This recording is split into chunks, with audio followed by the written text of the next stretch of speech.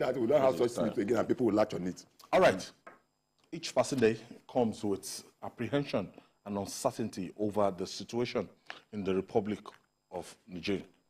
The former governorship candidate of the People's Democratic Party, PDP, in Jigawa State, Mustapha Sule Lamido, said any military action against the junta will expose states like Jigawa, Yobe, Borno, Katsina, Sokoto, and Kebbi to security and social crisis. According to him, the earlier suggestion of using force against the coup leaders may endanger security and social condition of 6 states in the northern part of the country that share border with Niger Republic. Jide, where this is coming home day by day. Frankly, I agree with him. And you know, we are talking about that here. Of all our neighbors, there is no country that has extensive borders with us like Niger Republic. Extensive borders stretching 1,608 kilometers, beginning at the horn of the country in Kebbi State to Yobe in the northeast. So these people, because we share border with them, there has been a lot of intermarriage and all that. In fact, they see themselves more or less like cousins to Nigeria. So it will affect business thoroughly in the border communities. Already now it's affecting. Because of tension. Who are used to trading, yes, they cannot go across the border. Tension. Yes. You know, those who used to relating, they can't. So, and what he is saying is that when war begins, there will be an escalation of terrorist activities because already there are so many terrorists in Niger Republic at this time. Many parts of Niger Republic are guided. People are just moving around, behaving the way they like. So what he is saying is that will escalate terrorist activities with more and more of them coming into our country and vice versa. So, and we already have our own security issues. So I think to a large extent, Lamido is right, and government and Ecowas, they need to explore other avenues through which they can bring down a government. Apartheid South Africa was defeated not with the barrel of the gun, but through sanctions. The moment America got involved, apartheid was defeated after so many years and so many lives lost. So I believe that it's not in all cases that you must use force, you know, but it makes sense to also let those guys realize that, look, force is not ruled out. But if you ask me, I mean the junta, so that they won't feel that, look, after usurping someone's rights that they can remain there. So at the same time, as a Nigerian, I think that we should still explore other avenues. I saw a video yesterday. Our brothers from the southeastern part of the country, trading in the Niger Republic, came together, and the rally was held that no, we don't want war, we don't want war, and they were carrying placards and everything. I said, wow. You know, people always say that what is in Niger, what is in Niger, what is in Niger. That Niger is one of the poorest countries in the world. But there are things in Niger. If there's nothing in Niger, America and France will have an base there. One, the natural resources. Niger has the largest deposit of uranium in the whole of Africa, and is 7th in the world. What does that tell you? What do you use uranium for? War, ammunition, atomic bombs, power, and the rest of them. So you could see that, and it goes beyond just Nigeria and Nigeria going there to fight war, whatever, and the rest of them. So many interests. Now, look at it from this point also. Anthony Blinken today finally said that he was able to speak to the former president of Niger. So it has been confirmed that he's still alive. An emissary was sent there under Secretary of State, who went to Niger, saw some of the juntas, but didn't see the man. Another delegation was sent, made up of UN, AU, and Ecowas. They refused to allow them to land. They refused vehemently. They say, we cannot guarantee your safety. You know, they've closed their airspace. They didn't allow them to land? No, they didn't allow them to land. It's a combined... And the one we want UN, Ecowas, and AU, they didn't allow them. But the same day, they allowed the delegation, the military juntas from Mali, Burkina Faso, and Conakry, Guinea, to land. They came. So you can see that it has taken an international dimension. And to me, this is going to turn out to be another, you don't want a war in your border area, just as Jide rightly said. It is going to be the West versus the East. And let me also tell you, when you see the Western world trying to push in some of these things, it's not because of the fact that there's so much love, but also because they want to sell their arms. So we should be very careful. Good enough, the Ecowas head of state will meet tomorrow. Let's see what they will come out with. All right, joining us from our Abuja studio for more discussion on this issue is a retired Foreign Service officer and former presidency official, Dr. Gbara Awanem. Thank you for joining us. Thank you, and good evening. Yes. Can you please shed more light to the implication of, going to war, Ecowas against Niger Republic? Well, I think to fully grasp the enormity of what is playing out now in the Niger Republic, it is good for us to start by looking at the regional context. The latest coup in Niger Republic is the very, very most current example of democracy retrenchment across West Africa. From Guinea, Conakry, Burkina Faso, Mali, and now Niger, we are seeing democracy in retreat. The problem is, every successful coup emboldens some ambitious, power-hungry men, always men in uniform. I've never seen women as coup plotters. So these people make a grab for power to overthrow constitutional authority. So across West Africa, there is a real fear of the contagion effect. Indeed, the current coup in Niger Republic is actually an example of the contagion effect because they got encouraged by the success of the coup in Guinea-Conakry, Mali, and Burkina Faso. So it is important for Ecowas to try to arrest the drift. The failure to do so will be like to normalize violent overthrow of government across the region. So I don't think the question is about war in Niger Republic. The Ecowas resolution is very clear. The regional organization opted for diplomatic, political, and economic pressure to force the coupists in Niamey to change course. The point was clearly made by the Ecowas that force could be used, but only as a last resort. So I don't see any war on the horizon. Sanctions, threat, all these are normal in diplomacy.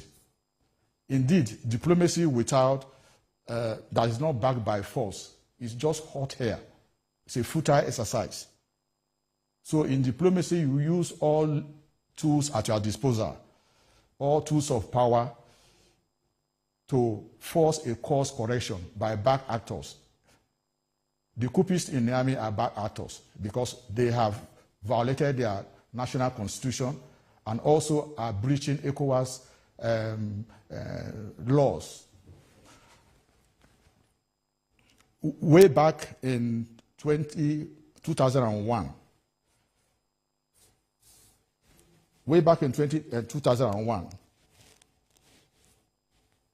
ECOWAS adopted the Protocol on Democracy and Good Governance.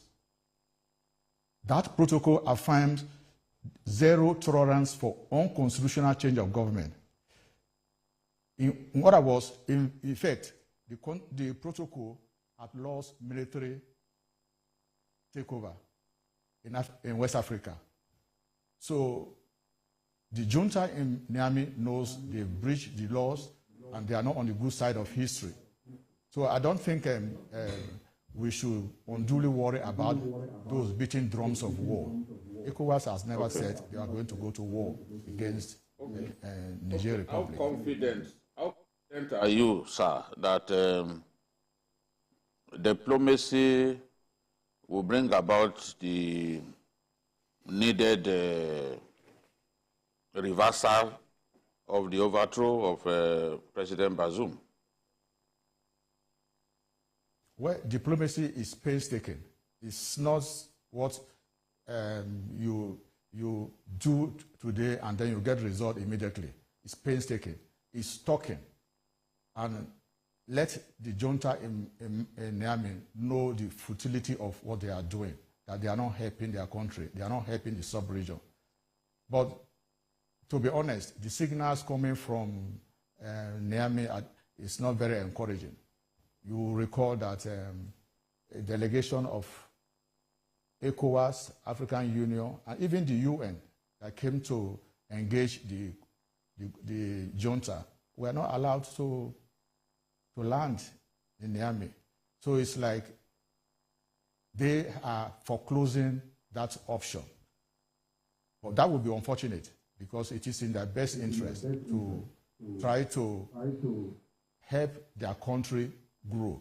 We know from experience that military regimes do not deliver security or development.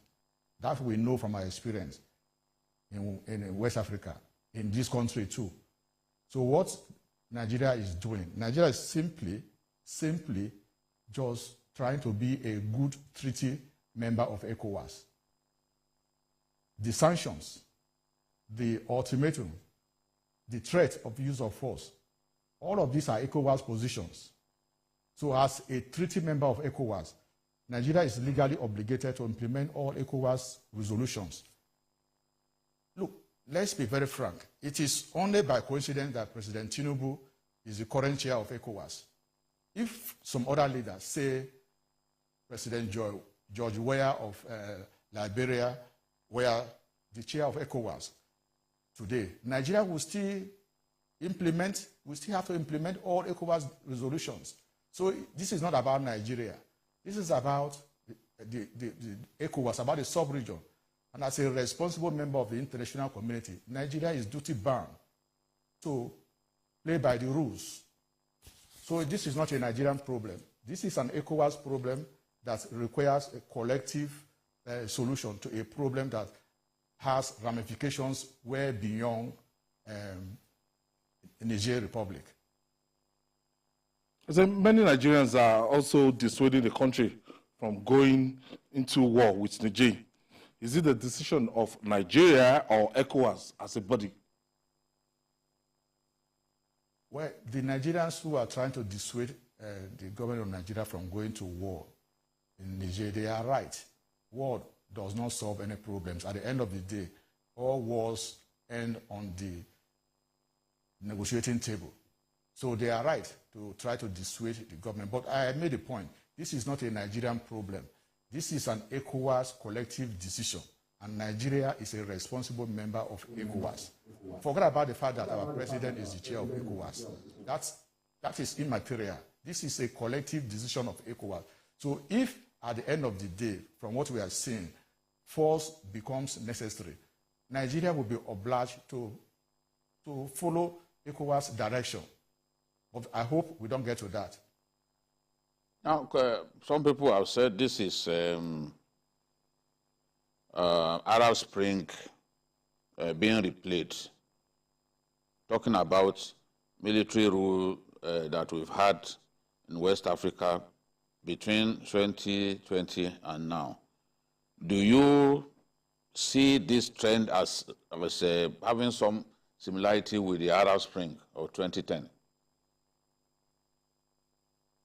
I don't agree with that at all. It's a false equivalency. This is not Arab Spring. Arab Spring was a spontaneous, civilian-led mass movement demanding democratic change in the Arab world. Look at this. This is military adventurers overthrowing constitutional authority in West Africa. So I think that's a false equivalency. They are not the same at all. Look, the warmongering, the rhetoric of war that we are hearing from Guinea, Conakry, Mali, Burkina Faso, this is just a demonstration of the fact that ECOWAS is doing the right thing. These people, they are just banding together because they are trying to legitimize their own violent overthrow of government. That in no way represents what happened in the Arab world in 2011 during the Arab Spring. It's a false equivalency, and I don't accept that. Yes, report coming in, we just received some report now with pictures that the former Emir of Kano, Sanusi, has just landed in Niamey, and he has met with the president, the military junta. They've allowed him. You know, I was saying earlier on that they didn't allow Ecowas, AU, but report coming in and back with pictures has shown that Emir Sanusi has been allowed to mediate. So I don't know in what capacity, either from the president or from Ecowas or rest. But what the question I want to ask is that if Ecowas decides to use other options than diplomacy, just as you said, and we have about 3 other countries within Ecowas refusing to join Ecowas, wouldn't that be a problem? Of course, that will complicate matters. And but back to Sanusi, I don't know the capacity in which he went to Niamey, maybe in private capacity or semi-official capacity, or even official capacity. But that does not detract from the point that it's all part of the diplomatic solution to the crisis. Diplomacy doesn't have to be carried out strictly by paid diplomats, by government employees. It's all part of the effort to de-escalate the conflict. And remember, the critical question in Niger is the return to civilian democratic rule, to return power to President Mohamed Bazoum. That is the critical question. So any effort that will contribute to that end state, that result, is welcomed. Now, what is the best option for ECOWAS at this time? They will be meeting tomorrow. I think the best option for ECOWAS is to do precisely what they are doing, trying to pressure the government of the junta in Niamey to return to civil democratic rule, to pressure them through various means, diplomatic, political, sanctions, and all that. Look, ECOWAS is a regional body, and we know regional bodies impose sanctions. Even the United Nations impose sanctions, and a legitimate authority within ECOWAS, the authority of the heads of state of government, the highest policy-making decision-making body in ECOWAS, resolved that the junta in Niamey should return power to President Mohamed Bazoum. That is a reasonable, all the reasonable expectation is that the junta should comply. Because remember, Niger is a treaty member of ECOWAS, and they sign on to all the ECOWAS treaty and all the protocols prohibiting violent overthrow of government. So unless they want to be seen as a lawless group of people, power-hungry group of people, they are obliged to respond to all the treaties, all the efforts ECOWAS are making to resolve this matter peacefully. Thank you. All right, I want to thank you, Dr. Gbara Awanem. Thank you. Thank you for your intervention today. Thank you for having me. All right. So, today, options, tomorrow they're going to be meeting, and as I'm looking at it, they have no choice and maybe to push the sanctions, push more sanctions for them. As I said yesterday, even Nigeria has enough clout. Nigeria alone has enough clout to get the military leaders in Niger to behave themselves. Because this is a country extremely dependent on Nigeria, and it is landlocked. Whether militarily or diplomatically, Nigeria has tremendous influence on Niger Republic. So I still believe that, yes, Nigeria should continue to play its leadership role, not just in West African sub-region, but in Africa. And at this stage too, there's nothing wrong in the African Union coming in, to join in the diplomatic efforts to ensure that that coup is reversed. And if they cannot succeed, then they should push the junta hard enough to allow a swift transition to civil rule to happen. Because what we keep seeing is these people, they will not, they will say, okay, we will do transition to civil rule, but they just sit tight. They keep elongating it. They just sit tight. That's what they've been doing. Yes. And they don't necessarily bring about security or progress in those countries that where they have taken over. So again, running off now, we've seen former Emir Sanusi Lamido Sanusi. Exactly. Yes, just as I said, he's in this name. So I don't know in what capacity. I don't know if Ecowas or not. We'll get to know that. But what I should think that since the Ecowas head of state are meeting tomorrow, they should try to get a commitment for the junta. So give us a timetable when you want to transit, when you want to move. Even when if they give you, they they don't get to it, but they get comfortable. Yes, they get comfortable, but they must get that level of commitment because, as it were, presently, I still believe that the ECOWAS have what it takes to be able to make sure that these guys get committed to some of the issues that they raised, and that is the only way out. But war should be the last option. It should be the last option. Probably shot ourselves in the feet when we gave them ultimatum of 7 days, but I think we've learned some lesson with that. And diplomacy should be the watchword, and we should continue to engage the US, UN, not just an ECOWAS thing, UN, and the African Union to intervene on the issue. Chris Kendewandu, thank you. Thank for you your contribution. Thank you very much. And Babajide Kolade Otitoju, thank you for hosting. Thanks. Yeah. And that's our package today. Join us tomorrow for another episode of the program. You can watch the repeat tonight at 11 p.m. Join us this Sunday for Journalist Hangout on Sunday from 1:30 to 3:30 p.m. We're on YouTube, youtube.com/TVC News Nigeria. I'm Ayodele Uzubakun.